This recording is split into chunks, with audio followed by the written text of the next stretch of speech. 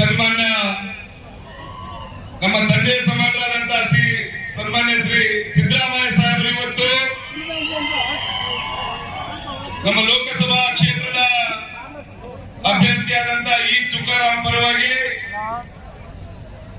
ಇವತ್ತು ಕೂಡ್ಲಿಗಿ ಪಟ್ಟಣದಲ್ಲಿ ಮತಯಾಚನೆಗೆ ಇನ್ನೇನು ಕೆಲವೇ ಕ್ಷಣಗಳಲ್ಲಿ ಈ ವೇದಿಕೆಗೆ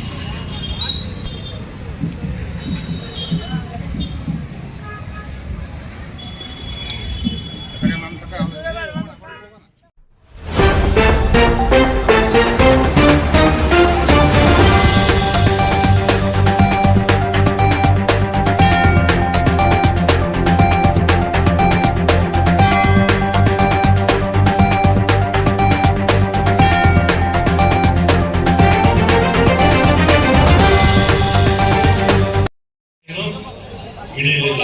ಅದರಿಂದ ಮಹಿಳೆಯರಿಗೆ ಮನೆ ನಡೆಸಲಿಕ್ಕೆ ಸಹಾಯ ಆಗಲಿ ಅಂತ ಹೇಳಿ ಗ್ಯಾಸು ಮತ್ತು ದಿನನಿತ್ಯದ ಅಗತ್ಯ ವಸ್ತುಗಳಿಗೆ ಸಹಾಯ ಆಗಲಿ ಅಂತ ಕೊಡ್ತಾ ಇರ್ತಕ್ಕಂಥದ್ದು.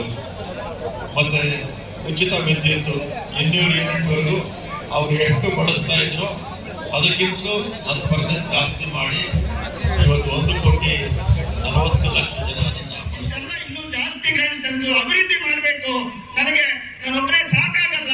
ನಾನು ಏನ್ ಮಾಡ್ಬೇಕನ್ನೋಳಗೆ ಲೋಕಸಭಾ ಚುನಾವಣೆ ಬಂತು. ಲೋಕಸಭಾ ಚುನಾವಣೆಯಲ್ಲಿ ಒಂದು ಒಳ್ಳೆ ಜೋಡನ್ನ ನಾನು ಹುಡುಕ್ತಾ ಇದ್ದೆ. ನನ್ನ ಜೊತೆಗೆ ಇದೇ ತರ ಕುದುರೆಗೆ ಕಾಲಿಗೆ ಗೆಜ್ಜೆ ಕಟ್ಕೊಂಡು ಒಂದು ಕೆಲಸ ಮಾಡಂತ ಒಂದು ವ್ಯಕ್ತಿ ಬೇಕಂದ್ರೆ ಅದಕ್ಕೆ ನಮ್ಮ ಪಾರ್ಟಿಯ ಅಧ್ಯಕ್ಷರಾದಂತಹ ಸನ್ಮಾನ್ಯ DK ಶಿವಕುಮಾರ್ ಸಾಹೇಬರು ಮತ್ತೆ ಸಿದ್ದರಾಮಯ್ಯನವರು ನಮ್ಮ ತುಕಾರಾಮಯ್ಯನ ನಮ್ಮ ಅಭ್ಯರ್ಥಿ ಅಂತ ಘೋಷಿಸಿದ ಕೂಡಲೇ ಒಳ್ಳೆ ಜೋಡತ್ತು ಸಿಕ್ತು. ನನಗೆ ಕಷ್ಟದಲ್ಲಿ ತುಂಬಾ ಸಹಾಯ ಆಗುತ್ತೆ. ಈ ಬಡತನಗಳ ನೇಮನ ತೀರ್ಸ್ಬೋದು ಅಂತೇಳಿ ನಾನು ಯೋಚನೆ ಮಾಡ್ತಾ ಇದ್ರೆ ಮಾಡ್ಕೊಂತೀನಿ. ನಾವಿವತ್ತು ಗಮನಿಸಿರ್ಬೋದು, ಇವತ್ತಿನ ದಿನ ಮನಮೋಹನ್ ಸಿಂಗ್ ಅವರು ಪ್ರಧಾನಮಂತ್ರಿಗಳಿದ್ದಾಗ ಇವತ್ತು ಮೀಸಲಾತಿಯನ್ನು ಕೊಟ್ಟಿರ್ತಕ್ಕಂಥದ್ದಿರ್ಬೋದು. ವಿಶೇಷವಾಗಿ ಈ ಭಾಗದಲ್ಲಿ ವಿಶೇಷವಾಗಿ ನಮ್ಮ 7 ಜಿಲ್ಲೆಗಳಲ್ಲಿ ಈಗ ವಿಜಯನಗರ ಜಿಲ್ಲೆ ಒಂದು ಸಪರೇಟ್ ಆಗಿದೆ. ಮತ್ತು 6 ಜಿಲ್ಲೆಗಳಿದ್ವು. ಇವತ್ತು 6 ಜಿಲ್ಲೆಗಳಿಗೆ ಶಿಕ್ಷಣದಲ್ಲಿ, ಉದ್ಯೋಗದಲ್ಲಿ ಮತ್ತು ಮೂಲಭೂತ ಸೌಕರ್ಯಗಳಿಗೆ ಇವತ್ತು 6 ಜಿಲ್ಲೆಗಳಲ್ಲಿ ನಂಜುಂಡಪ್ಪ ವರದಿ ಪ್ರಕಾರ ಅತ್ಯಂತ ಹಿಂದುಳಿದ ತಾಲೂಕುಗಳನ್ನು ಇವತ್ತು ಸೋನಿಯಾ ಗಾಂಧಿ ಮೇಡಮ್ ಅವರು ನಮಗೆ ವಿಶೇಷ ಸ್ಥಾನಮಾನವನ್ನು ಕೊಟ್ಟು ಇವತ್ತಿಗೆ ತಿದ್ದುಪಡಿಯನ್ನು ತಂದು ಕೊಟ್ಟಿರ್ತಕ್ಕಂಥದ್ದು ನಮ್ಮ ಕಾಂಗ್ರೆಸ್ ಸರ್ಕಾರ ಅಂತ ವೇದಿಕೆಯಲ್ಲಿ ಹೇಳಲಿಕ್ಕೆ ಇಷ್ಟಪಡ್ತೀವಿ. ಪಕ್ಷ ಯಾವುದೇ ಪಕ್ಷ ನೋಡಲೇ ಇಲ್ಲ, ವ್ಯಕ್ತಿ ನೋಡಿ ಗೆಲ್ಲಿಸ್ತಕ್ಕಂಥ ಒಂದು ತಾಕತ್ತು ಏನಾಗಿದೆ ಅಂತ ಅದು ಕೂಡ್ಲಿಗಿ ಕ್ಷೇತ್ರ ಜನ ಆ ಕ್ಷೇತ್ರಕ್ಕೆ ಬಂದಿರ್ತಕ್ಕಂಥ ವ್ಯಕ್ತಿ ಯಾವ ಪಕ್ಷ ನೋಡ್ಲಿಲ್ಲ ಸರ್. ಅವತ್ತು ಆಶೀರ್ವಾದ ಮಾಡಿ MLA ಮಾಡಿದ್ರು. ಅವ್ರು ಉಳಿದಲ್ಲಿದ್ವಿ. ಮುಖ್ಯವಾಗಿರ್ತಕ್ಕಂಥದ್ದು 100ಕ್ಕೆ 80 ಭಾಗದಲ್ಲಿ ಕೆಲಸ ಕೊಡೋದು ನಾವೆಲ್ಲ ಮಾಡಿಬಿಟ್ಟಿದ್ವಿ ನಮ್ಮ ಕ್ಷೇತ್ರದಲ್ಲಿ. ಉಳಿದಿರ್ತಕ್ಕಂಥ ಪ್ರಮುಖವಾಗಿ ಬೇಡಿಕೆ ಇರ್ತಕ್ಕಂಥ ನಮ್ಮ ಪತ್ರಕರ್ತರೆಲ್ಲ ಮಿತ್ರರು ಸ್ನೇಹಿತರುಗಳೆಲ್ಲ ಇದ್ದಾರೆ. ಮುಖ್ಯವಾಗಿರ್ತಕ್ಕಂಥ ಒಂದು ಬೇಡಿಕೆ, ಒಂದು ನೀರಾವರಿ ಯೋಜನೆ, ಎರಡನೇದಾಗಿ ಕೂಡ್ಲಿಗಿ ಕ್ಷೇತ್ರನ ವಿಜಯನಗರ ಜಿಲ್ಲೆಗೆ ಸೇರಿಸಬೇಕು ಅಂತೇಳಿ. ಇವೆರಡು ಕೂಡ ನಾವು ಮಾಡಿದ್ವಿ ಸರ್. ಈಗ ವಿಜಯನಗರ ಜಿಲ್ಲೆ ಕೂಡ್ಲಿಗಿ ಸೇರಿದೆ. 74 ಕೆರೆಗಳ ನೀರುಣಿಸ್ತಕ್ಕಂಥ ನಾವೆಲ್ಲ ಕೆಲಸ ಇಲ್ಲಿ ಮಾಡಿದ್ವಿ. ಇನ್ನು ಕೇವಲ 1-2% ಮಾತ್ರ ಅದು ಬ್ಯಾಲೆನ್ಸ್ ಉಳ್ಕೊಂಡಿದೆ. ಅದು ಟೆಕ್ನಿಕಲ್ ಪ್ರಾಬ್ಲಮ್, ಅಧಿಕಾರಿಗಳಿಂದ ಸ್ವಲ್ಪ ಅಡಚಣೆ ಆಗಿದೆ. ನಾವು ದೊಡ್ಡಾಗಿ ಎಲೆಕ್ಷನ್ ಆದ್ಕೂಡಲೇ ಅವ್ರನ್ನ ಕರೆಸಿ ಆ ನೀರನ್ನು ಕೊಟ್ಟರೆ 74 ಕೆರೆಗಳನ್ನು ತುಂಬಿ ತುಳಿತಕ್ಕಂಥ ಒಂದು ಕೆಲಸ ಇಲ್ಲಿ ಆಗುತ್ತೆ. ಇದಕ್ಕೆ ನಮ್ಮ ಸ್ನೇಹಿತರು ಶ್ರೀನಿವಾಸ್ ಅವರು ಕೂಡ ಸಾಕಷ್ಟು ಕೆಲಸಗಳು ಈಗ ಬಂದ್ರು. ನಮ್ಮ ಸಾಧ್ಯನ ತೋರಿಸಿ ನಾವು ಮತ ಕೇಳ್ತೀವಿ. ನೋಡಿ ಸರ್, ನಾವಿಂದ ನಮ್ಮ ಸರ್ಕಾರ ಇತ್ತು, ನಮ್ಮ ಸರ್ಕಾರ ಇರುವಾಗ ಇಂಥ ಕೆಲಸ ಮಾಡಿದೀವಿ, ನಮ್ಮ ಸರ್ಕಾರ ಮುಂದೆ ಬಂದ್ರೆ ನಾವಿಂತ ಕೆಲಸ ಮಾಡ್ತೀವಿ ಅಂತ ನಮ್ಮ ಸಾಧ್ಯನ ತೋರಿಸಿ ನಾವು ಮತ ಕೇಳ್ತೀವಿ. ಬಿಜೆಪಿ ಅವರು ಯಾವ ತರ ಸಾಧ್ಯ ತೋರಿಸಿದಾರ? ಸಾಧ್ಯ ಅವ್ರು 0 ಏನ್ 0 ಇಲ್ಲ. ಬರೀ ಹಿಂದೂ ಮುಸಲ್ಮಾನ್ ಅಂತ ತೋರಿಸಿ ಮತ ತಗೊಳ್ಳಕ್ಕೆ ಪ್ರಯತ್ನ ಮಾಡ್ತಾ ಇದ್ದಾರೆ. ತಮ್ಗೆಲ್ಲ ಗೊತ್ತಿದ್ದಂಗೆ 2023 ಚುನಾವಣೆಯಲ್ಲಿ ನಮ್ಮ ನಾಯಕರಾದಂತಹ ಸಿದ್ದರಾಮಯ್ಯ ಅವರು ಪ್ರಚಾರ ಟೈಮಲ್ಲಿ ಎಲ್ಲ ಕಡೆಗಳು ಆಶ್ವಾಸ ಮಾಡಿಕೊಟ್ಟಿದ್ರು. ನಮ್ಮ ಸರ್ಕಾರ ಬಂದ್ರೆ ಮನೆಗೆ 2,000 ರೂಪಾಯಿ ಕೊಡ್ತೀವಿ, 5 kg ಅಕ್ಕಿ ಇರೋದು 10 kg ಕೊಡ್ತೀವಿ, 200 ಯೂನಿಟ್ವರೆಗೂ ಕರೆಂಟ್ ಫ್ರೀ ಕೊಡ್ತೀವಿ. ಆಮೇಲೆ ಎಲ್ಲ ನಮ್ಮ ತಾಯಂದ್ರು ಹೆಣ್ಮಕ್ಳು ಬಸ್ಸಲ್ಲಿ ಫ್ರೀ ಅಡ್ಡಾಡ್ಬೇಕು ಅಂತ ಘೋಷಣೆಯನ್ನ ಮಾಡಿದ್ರು. ಆ ನಿರೀಕ್ಷೆ ಮೇಲೆ ತಕ್ಕಂಗೆ ನಮ್ಮ ಕಾಂಗ್ರೆಸ್ ಸರ್ಕಾರಕ್ಕೆ 136 ಸೀಟ್ ಬಂದು ನಮ್ಮ ಸರ್ಕಾರ ಬರಕ್ ಸಾಧ್ಯ ಆಯ್ತು. ಮನೆ ಸಿದ್ದರಾಮಯ್ಯ ಅವರು ಮುಖ್ಯಮಂತ್ರಿ ಆಗಕ್ಕೆ ಸಾಧ್ಯ ಆಯ್ತು. ವಿರೋಧ ಪಕ್ಷದವ್ರು ಏನಂದ್ರು, ಈ ಗ್ಯಾರಂಟಿ ಕೊಡಕ್ ಸಾಧ್ಯ ಆಗಲ್ಲ, ಈ ಗ್ಯಾರಂಟಿ ಕೊಡ್ಬೇಕಾದ್ರೆ ಕನಿಷ್ಠ 55,000 ಕೋಟಿ ಕೊಡ್ಬೇಕಾಗ್ತದೆ, ಈ ಗ್ಯಾರಂಟಿ ಕೊಡಕ್ಕೆ ಸಾಧ್ಯನೇ ಆಗಲ್ಲ ಅಂದ್ರು. ನಮ್ಮ ಸರ್ಕಾರ ಬಂದು ಮನೆ ಸಿದ್ದರಾಮಯ್ಯ ಅವರು ಮುಖ್ಯಮಂತ್ರಿ ಆಗಿ ಒಂದೇ ತಿಂಗಳಲ್ಲಿ ಈ 5 ಗ್ಯಾರಂಟಿಯನ್ನ ಲಾಗು ಮಾಡಿದೀವಿ ಎಲ್ಲೋ 2,000 ರೂಪಾಯಿ ಮನೆ ಬರ್ತಾ ಇದೆ ತಾನೆ, 2,000 ರೂಪಾಯಿ ಬರ್ತಾ ಇದೆಯಲ್ಲೋ, 10 kg ಅಕ್ಕಿ ಬರ್ತಾ ಇದೆಯಲ್ಲೋ, 200 ಯೂನಿಟ್ ಕರೆಂಟ್ ಫ್ರೀ ಬರ್ತಾ ಇರ್ತಾನೆ. ಎಲ್ಲ ನಮ್ಮ ಹೆಣ್ಮಕ್ಳು ಬಸ್ಸಲ್ಲಿ ಫ್ರೀ ಅಡ್ಡಾಡ್ತಾ ಇದಾರೆ ಇಲ್ಲೋ, ಹೌದಾನೆ? ಹಂಗೆ ಅದೇ ತರ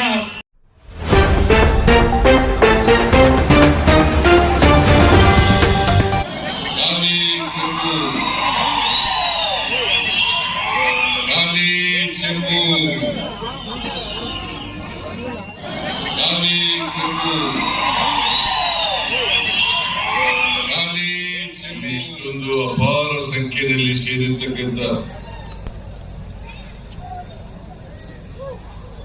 ಎಲ್ಲ ಆತ್ಮೀಯ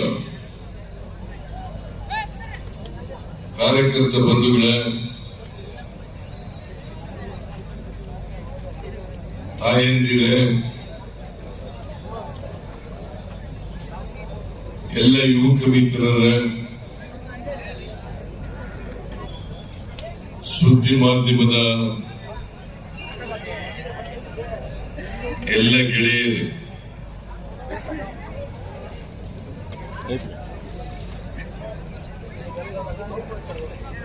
ಮೇ 7ನೇ ತಾರೀಕು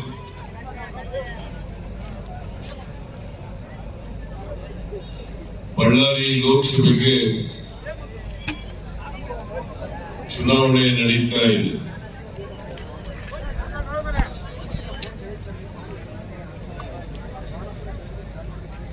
ಈ ಚುನಾವಣೆಯಲ್ಲಿ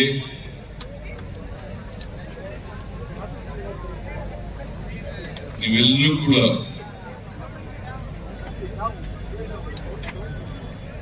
ಮುಂದಿನ 5 ವರ್ಷದವರೆಗೆ ಈ ದೇಶದ ಭವಿಷ್ಯವನ್ನ ರೂಪಿಸಲಿಕ್ಕೆ ಮತದಾನವನ್ನು. ಪ್ರಿಯ ವೀಕ್ಷಕರೇ, ವಿಜಯನಗರ ಜಿಲ್ಲೆ ಕೂಡ್ಲಿಗಿ ವಿಧಾನಸಭಾ ಕ್ಷೇತ್ರದ ವ್ಯಾಪ್ತಿಯಲ್ಲಿ ನಡೆದಂತಹ ಕೂಡ್ಲಿಗಿ ಪಟ್ಟಣದಲ್ಲಿ ನಡೆದಂತಹ ಒಂದು ಏನು ಅಖಂಡ ಬಳ್ಳಾರಿ ಜಿಲ್ಲೆಯ ಲೋಕಸಭಾ ಕ್ಷೇತ್ರದ ಕಾಂಗ್ರೆಸ್ ಅಭ್ಯರ್ಥಿಯಾದಂತಹ ತುಕಾರಾಮ್ರವರ ಪರ ಮತಯಾಚನೆಯನ್ನು ನಡೆಸಿದಂತಹ ರಾಜ್ಯದ ಮುಖ್ಯಮಂತ್ರಿಗಳಾದಂತಹ ಸಿದ್ದರಾಮಯ್ಯನವರು ಮತಯಾಚನೆಯ ಪ್ರಚಾರ ಸಂದರ್ಭದಲ್ಲಿ BJPಯ ಕೇಂದ್ರ ಸರ್ಕಾರದ ಕೊಡುಗೆಗಳನ್ನು ವ್ಯಂಗ್ಯವಾಗಿ ಹೇಳಿದರು. BJP ಮೋದಿಯವರಾದಂತಹ ಪ್ರಧಾನಮಂತ್ರಿಗಳು ಕರ್ನಾಟಕಕ್ಕೆ ನೀಡಿದಂತಹ ಕೊಡುಗೆ ಏನು, ಸೌಲಭ್ಯಗಳೇನು, ಖಾಲಿ ಚೆಂಬು ಎನ್ನುವಂತಹ ವ್ಯಂಗ್ಯದ ಮಾತುಗಳನ್ನಾಡುವುದರ ಮೂಲಕ ಪ್ರತ್ಯಕ್ಷವಾಗಿ ಖಾಲಿ ತಂಬಿಗೆಯ ಪ್ರದರ್ಶನವನ್ನು ಮಾಡಿದರು. ಏನು ಅಖಂಡ ಬಳ್ಳಾರಿ ಜಿಲ್ಲೆಯಲ್ಲಿ ತುಕಾರಾಮ್ ಕಾಂಗ್ರೆಸ್ ಪಕ್ಷದ ಅಭ್ಯರ್ಥಿಯಾಗಿ ಸ್ಪರ್ಧೆ ಮಾಡಿದ್ದಾರೆ, ಅವರಿಗೆ ನೀವು ಮತವನ್ನು ನೀಡಬೇಕು, ಅವರನ್ನು ಗೆಲ್ಲಿಸಬೇಕು ಎನ್ನುವಂತಹ ವಿನಂತಿಯನ್ನು ಕೂಡ ಮತದಾರರಲ್ಲಿ ಮಾಡಿಕೊಂಡರು. ಏನು ಇವತ್ತು ಕೂಡ್ಲಿಗೆಯಲ್ಲಿ ಸಹಸ್ರ ಸಂಖ್ಯೆಯಲ್ಲಿ ಕಾಂಗ್ರೆಸ್ ಕಾರ್ಯಕರ್ತರು, ಅಭಿಮಾನಿಗಳು ಆಗಮಿಸುವುದರ ಮೂಲಕ ಕಾಂಗ್ರೆಸ್ ಪಕ್ಷಕ್ಕೆ ನಾವು ಯಾವತ್ತೂ ಕೂಡ ಬೆಂಬಲವಾಗಿದ್ದೀವಿ ಎನ್ನುವಂತಹದ್ದನ್ನು ಸಾಬೀತುಪಡಿಸಿದರು. BJPಯ ಕೊಡುಗೆ ಏನು, 10 ವರ್ಷಗಳ ನರೇಂದ್ರ ಮೋದಿಯವರ ಕೊಡುಗೆ ಏನು ಎನ್ನುವುದನ್ನು ಪ್ರಶ್ನಿಸಿದಂತಹ ಮುಖ್ಯಮಂತ್ರಿಗಳಾದಂತಹ ಸಿದ್ದರಾಮಯ್ಯನವರು ಈ ದೇಶಕ್ಕೆ, ಈ ನಾಡಿಗೆ ಅತ್ಯದ್ಭುತವಾದಂತಹ ಕೊಡುಗೆಯನ್ನು ನೀಡಿದಂತಹದ್ದು ಕಾಂಗ್ರೆಸ್ಸು. ಈ ಕಾಂಗ್ರೆಸ್ ಪಕ್ಷ ಬಡವರ ಪಕ್ಷ, ದೀನ ದಲಿತರ ಪಕ್ಷ, ಧ್ವನಿಯಿಲ್ಲದವರ ಪಕ್ಷ. ಇಂತಹ ಪಕ್ಷ ಯಾವತ್ತೂ ಕೂಡ ಬಡವರ ಪರವಾಗಿರುತ್ತೆ.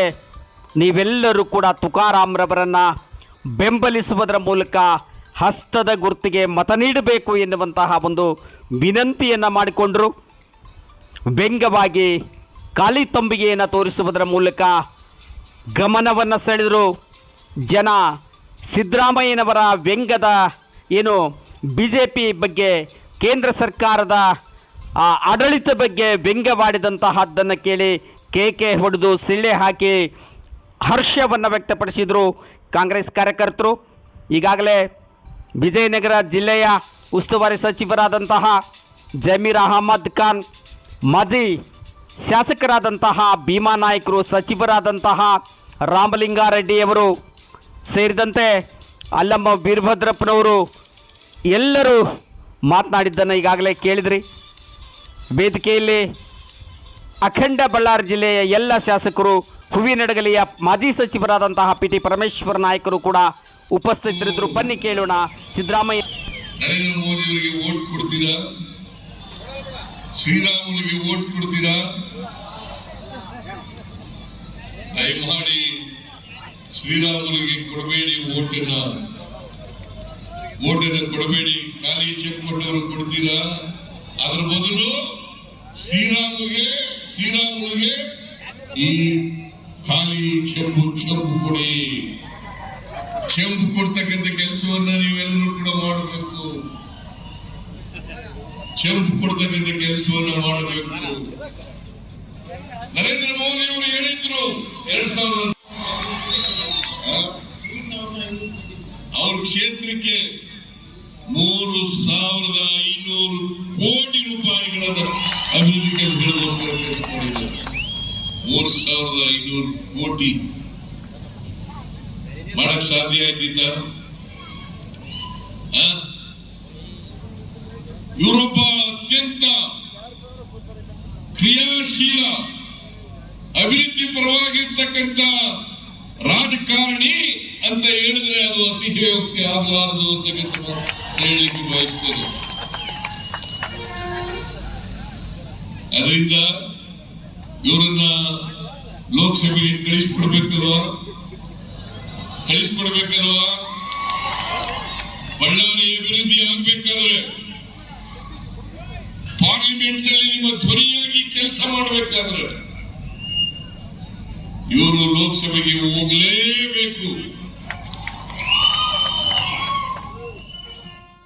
ಮುಖ್ಯಮಂತ್ರಿಗಳಾದಂತಹ DK ಶಿವಕುಮಾರ್ ಅವರು ಮಾತನಾಡಿ, ಈ ದೇಶದ ಇತಿಹಾಸವೇ ಕಾಂಗ್ರೆಸ್ ಇತಿಹಾಸ, ಕಾಂಗ್ರೆಸ್ ಇತಿಹಾಸವೇ ಈ ದೇಶದ ಇತಿಹಾಸ. ಈ ದೇಶಕ್ಕೆ ಸ್ವಾತಂತ್ರ್ಯವನ್ನು ತಂದುಕೊಟ್ಟಂತಹದ್ದು ಕಾಂಗ್ರೆಸ್ಸು. ಉಳುವವನೇ ಭೂಮಿ ಒಡೆಯ, ಶಿಕ್ಷಣ, ಕಡ್ಡಾಯ ಶಿಕ್ಷಣ, ಮತದಾನದ ಹಕ್ಕು, 18 ವರ್ಷದವರಿಗೆ ಮತದಾನದ ಹಕ್ಕನ್ನು ಕೊಟ್ಟಂತಹದ್ದು. 371J 7 ಜಿಲ್ಲೆಗಳಿಗೆ ವಿಶೇಷ ಸೌಲಭ್ಯವನ್ನು ಕಲ್ಪಿಸಿದಂತಹದ್ದು. ಎಲ್ಲ ಡ್ಯಾಮ್ಗಳ ನಿರ್ಮಾಣ, ರೈಲ್ವೆ ಮಾರ್ಗಗಳ ನಿರ್ಮಾಣ ಸೇರಿದಂತೆ ಅನೇಕ ಅಭಿವೃದ್ಧಿ ಕಾರ್ಯಗಳನ್ನು ಮಾಡಿದಂತಹದ್ದು ಕಾಂಗ್ರೆಸ್ ಪಕ್ಷ. ಬ್ರಿಟಿಷರು ದೋಚಿಕೊಂಡು ಹೋದಾಗ ಎಲ್ಲವನ್ನು ಸದೃಢವಾಗಿ ಭಾರತವನ್ನು ಕಟ್ಟಿದಂತಹದ್ದು ಕಾಂಗ್ರೆಸ್ ಪಕ್ಷ ಎನ್ನುವಂಥ ಮಾತನ್ನು ಹೇಳಿದ್ರು. ಬನ್ನಿ. ಈ ಬಳ್ಳಾರಿಯ ಮಹಾ ಚುನಾವಣೆ ಯಾವಾಗಲೂ ಕೂಡ ಒಂದು ಹೊಸ ಬಿರುಗಾಳಿಯನ್ನು ಎಬ್ಬಿಸುತ್ತದೆ. ನಮ್ಮ ಅಭ್ಯರ್ಥಿಯಾದ ತುಕಾರಾಮ್ ಅವರು ಶ್ರೀರಾಮುಲು ಕೇಳಿದ್ರು, ಶ್ರೀರಾಮುಲು ಕೇಳಿದ್ರು, ತುಕಾರಾಮ್ ಅವ್ರಿಗೆ ಒಂದು ಸ್ಥಾನ ಇದೆ, ನಾನು ಬರಗೈಲಿ ಕೂತಿದ್ದೀನಿ, ನನಗೊಂದು ಅವಕಾಶ ಮಾಡಿಕೊಡಿ ಅಂತ ಕೇಳಿದ್ರು ಅನ್ನೋ ವಿಚಾರವನ್ನ ಪ್ರಸ್ತಾವನೆ ಮಾಡಿದ್ರು. ನಾನು ಶ್ರೀರಾಮುಲು ಹೇಳ್ತಾ ಇದ್ದೀನಿ, ನೀನು MLA ಆಗಿದ್ದಾಗ ನೀನ್ ಯಾಕೆ MP ನಿಂತ್ಕೊಂಡಪ್ಪ ಅಂತ ನೀನು ಕೇಳ್ತಾ ಇದ್ದಾರೆ. ನೀನ್ MP ಹೋದಂತಾನೆ ಇಲ್ಲಿ ಬೈ ಎಲೆಕ್ಷನ್ ನಡೆದಿದ್ದು ಬಳ್ಳಾರಿ ರೂರಲ್ ಅಲ್ಲಿ. ಪಾರ್ಲಿಮೆಂಟ್ ಎಲೆಕ್ಷನ್ಗೂ ಬೈ ಎಲೆಕ್ಷನ್ ನಡೆದದ್ದು. ನಿನ್ನ ಅನುಕೂಲಕ್ಕೆ ಹೆಂಗ್ ಬೇಕಾದ್ರೂ ನೀನು ರಾಜಕಾರಣ ಮಾಡಬಹುದು. ಈಗ ನಾವೇನ್ ಕಾಂಗ್ರೆಸ್ ಪಾರ್ಟಿ ತೀರ್ಮಾನ ಮಾಡುದು ಅಂದ್ರೆ, ಈ ಜಿಲ್ಲೆಯಲ್ಲಿ ಯಾರೇ ಪಾರ್ಲಿಮೆಂಟ್ ಆಗಿ ಮೆಂಬರ್ ಕಳಿಸಿದ್ರಿ ನೀವು, ಉಗ್ರಪ್ಪ ಬಿಟ್ಟು ಹಿಂದೆ ಕಳಿಸಿದಂತ ಏನು ಬಿಜೆಪಿಯಿಂದ ಎಂಪಿಗಳನ್ನ ಕಳಿಸಿದ್ರಿ, ಯಾರು ಕೂಡ ಈ ಜಿಲ್ಲೆಯ ವಿಚಾರದಲ್ಲಿ ಧ್ವನಿಯನ್ನ ಪಾರ್ಲಿಮೆಂಟ್ ಅಲ್ಲಿ ಎತ್ತಲಿಲ್ಲ, ಯಾರು ಕೂಡ ಮಾತಾಡಲಿಲ್ಲ. ಶಾಂತನೂ ಬಾಯಿ ಬಿಡ್ಲಿಲ್ಲ, ಶ್ರೀರಾಮುಲೂ ಬಾಯಿ ತೆಗಿಲೇ ಇಲ್ಲ. ಆಮೇಲೆ ಓಸತಿ ನಿಂತಿದ್ರಲ್ಲ ದೇವೇಂದ್ರಪ್ಪ, ಅವರು ಬಾಯಿ ಬಿಡ್ಲಿಲ್ಲ. ಸೊ ಅದಕ್ಕೆ ಅವ್ರು ಯಾರು ಕೂಡ ಹಾರ್ತೆ ಇಲ್ಲ. 3 ಬಾರಿ 4 ಬಾರಿ MLA ಆಗಿ ಮಾಜಿ ಮಂತ್ರಿ, ಒಬ್ಬ MBA ಗ್ರಾಜುಯೇಟ್, ನಿಮ್ಮ ಸ್ಥಳೀಯ, ಇವತ್ತು ಸಭ್ಯ ಸೌಮ್ಯ ಶುದ್ಧ ಹಸ್ತ ಇವೆಲ್ಲ ಕೂಡ ಇದೆ ಅಂತೇಳಿ ಕಾಂಗ್ರೆಸ್ ಪಕ್ಷ, ನಾವು ನಮ್ಮ ಬಳ್ಳಾರಿ ಒಂದು ಇತಿಹಾಸವುಳ್ಳಂತ ಒಂದು ಜಿಲ್ಲೆ, ಕೃಷ್ಣದೇವರಾಯನ ಕಾಲದಲ್ಲೂ ಕೂಡ ಇದಕ್ಕೊಂದು ಚರಿತ್ರೆ ಇದೆ. ವಿಜಯನಗರ ಸಾಮ್ರಾಜ್ಯವನ್ನು ನಡೆಸಿದಂತ ಜಾಗ, ಅದಕ್ಕೆ ನಿಮ್ಮನ್ನ ಪ್ರತಿನಿಧಿಸಿದವರು ಸರಳತೆಗೆ ಮತ್ತೊಂದು ಹೆಸರು ತುಕಾರಾಮ್ ಅಂತೇಳಿ ಇವತ್ತು ಅವ್ರನ್ನ ಆಯ್ಕೆ ಮಾಡಿ ನಾವು ಕಳಿಸ್ಕೊಟ್ಟಿದ್ದೀವಿ.